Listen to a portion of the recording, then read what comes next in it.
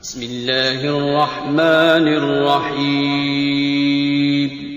السلام علیکم ورحمۃ اللہ وبرکاتہ۔ محترم سامعین کرام، امید ہے آپ سب لوگ اللہ تعالیٰ کے فضل و کرم سے خیریت سے ہوں گے۔ محترم سامعین، بہت سے لوگ مغرور اور متکبر ہوتے ہیں، اور ایسے لوگ حد درجہ لوگوں کی تذلیل کرتے ہیں، اور بہت سے مرد و خواتین اس وجہ سے پریشان ہوتے ہیں کہ ان کا واسطہ جن سے پڑا ہے، چاہے وہ آفس میں ہوں، مارکیٹ میں ہوں، گھر میں ہوں، محلے میں ہوں، ان کی وجہ سے ہمیشہ آپ اذیت میں رہتے ہیں، اور وہ آپ کو حقیر اور کم تر سمجھتے ہیں۔ یاد رکھیں، اللہ اس انسان کو ذلیل و پست کر دیتے ہیں جو تکبر کرتا ہے۔ اللہ تعالیٰ کو تکبر کرنے والا سخت ناپسند ہے، اور تکبر کرنے والا جنت میں داخل نہیں ہوگا، اور تکبر کرنے والا دین سے بہت دور ہوتا ہے۔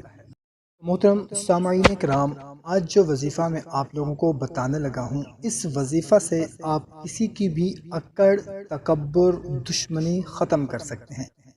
اس کا غصہ، اس کی حیوانیت، اس کا تکبر، اس کی اکڑ، وہ سب کچھ اس وظیفہ سے ختم ہو جائے گا۔ وظیفہ بتانے سے پہلے آپ سے گزارش ہے کہ ویڈیو کو ابھی لائک کر دیں، چینل کو سبسکرائب کر لیں، اور اجازت لینے کے لیے اپنا نام کومنٹ میں لکھیں۔ اور اگر اس کے علاوہ آپ کا کوئی بھی مسئلہ ہے، کوئی بھی پریشانی ہے جو ہم سے شیئر کرنا چاہتے ہیں، تو ہمیں کومنٹ لکھیں۔ انشاءاللہ عز و جل 24 گھنٹے سے پہلے آپ کے مسئلے کا حل آپ کو بتا دیا جائے گا۔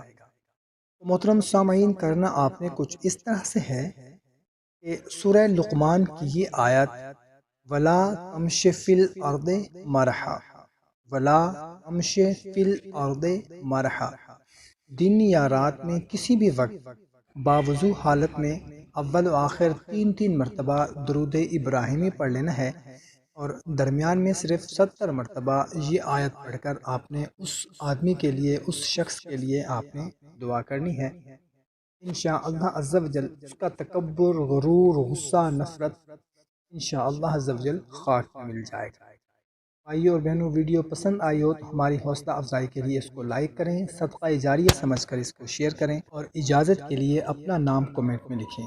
جزاک اللہ۔